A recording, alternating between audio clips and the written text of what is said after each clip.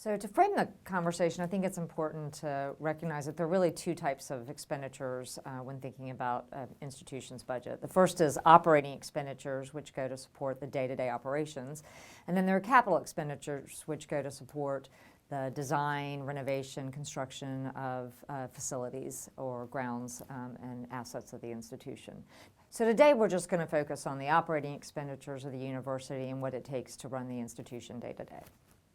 To frame the conversation, really important to think about the major sources of funding and how those funding sources are used. Overall, there are five major sources of funding, as shown on the slide, and 4 areas in which we think about how we expend our dollars.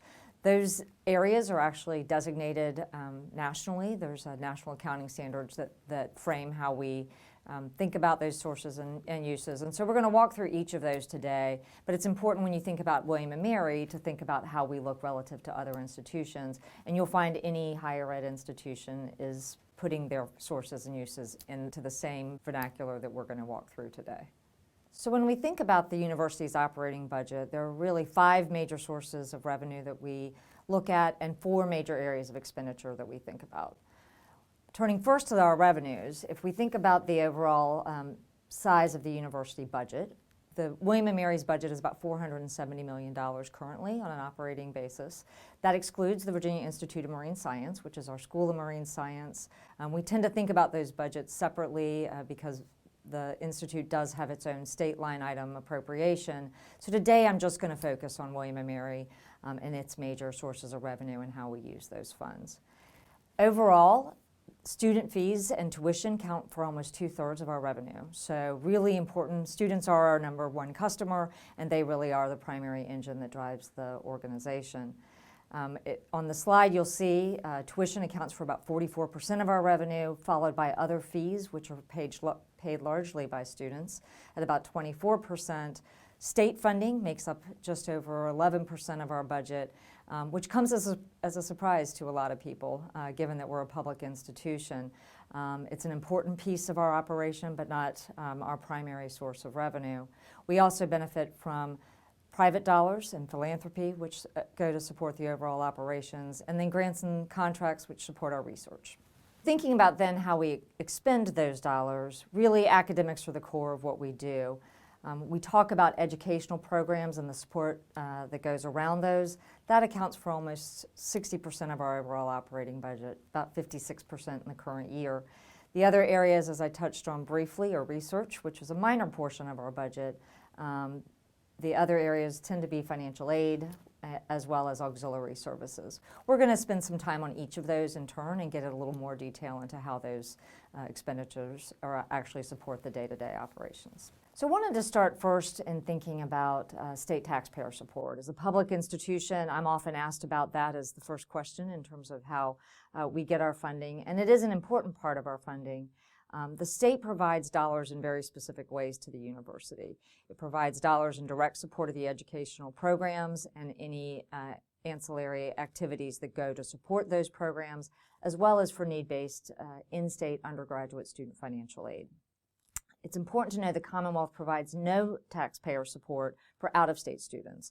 So there's an expectation in Virginia that every out-of-state student covers at least 100% of the cost of their education, which explains the tuition differential between our in-state students and our out-of-state students.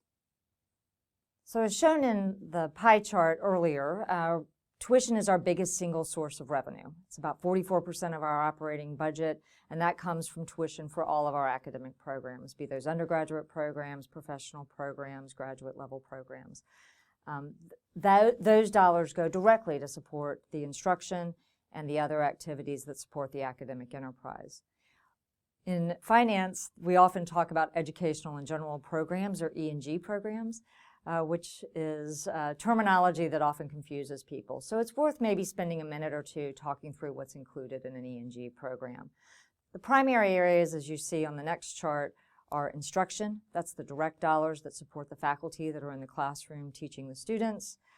Academic support includes things like libraries, support in dean's offices and academic administration, student services like the registrar's office, the financial aid office that supports students who are on financial aid, career services for students as they are thinking about graduating, institutional support, which is often considered some of the back office operations, human resources, financial operations, as well as plant operations, so all of the activities related to the care and maintenance of the facilities on campus, be that housekeeping, utilities, public safety, the police support.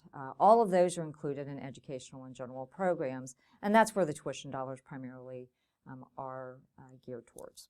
So as you can see, we often like to use this dollar diagram as a kind of easy way to visualize how a student's tuition dollar is spent. The bulk majority of it is spent on instruction, or the biggest share is spent on instruction, and that's important, certainly for the students and their families to understand. And you'll see the dollars also spent on other related support areas, including financial aid.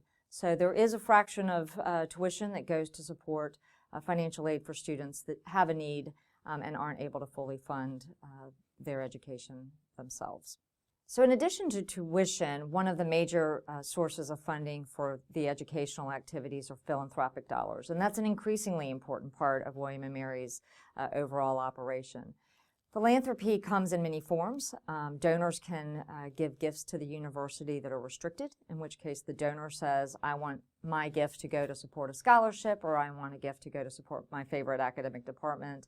Or the gift can be unrestricted, in which case they give dollars to the university for the president's best and highest purpose. Dollars can also come in as an endowment, in which case the intention of the donor is that those funds get invested, and that the principal of that gift isn't used, but that the income earned on that gift once it's invested is used on an annual basis. Or a donor can give money in a way that they say, I want to give dollars to be used today, and that's called a spendable gift, and that goes into the annual operating budget. William & Mary is fortunate that we benefit from both of those, and philanthropy dollars really go to support both our educational activities, certainly a lot of financial aid and student scholarships, as well as some of our auxiliary enterprises like student recreation, athletics, and other programs that are important to our donor population. So let's spend a few minutes on auxiliary services and the fees that support those. Auxiliary services is a terminology that isn't very familiar to most people outside of higher education, but it's really all of those programs and activities outside of the educational vein that really make a college campus a vibrant place to be and a vibrant place to learn. So things like on-campus housing, dining, athletics, student recreation, the bookstore, all of those are considered auxiliary services. And they're supported primarily by fees that either the students pay or other users pay. So the students, as part of their annual tuition and fees, pay fees that go to support those programs, and then other users will pay fees as well. So for instance, I park at the university, and as somebody who has a parking pass, I pay a parking fee to park at the university. And so there are other fees that the rest of the university population will provide to help support as a revenue for those programs. For auxiliary services, it's important to know that the state requires that those all be self-supporting. So we can't use dollars from elsewhere in the organization to support those activities. For instance, we can't use tuition dollars to subsidize what's happening in athletics or what's happening in campus housing or dining or other things. Those programs do have to function on their own. And in Virginia in particular, athletics has to be, you can't subsidize across other auxiliary services, so athletics has to be fully self-supporting. So the last major area of revenues for the university is the funds that we get for from grants and contracts.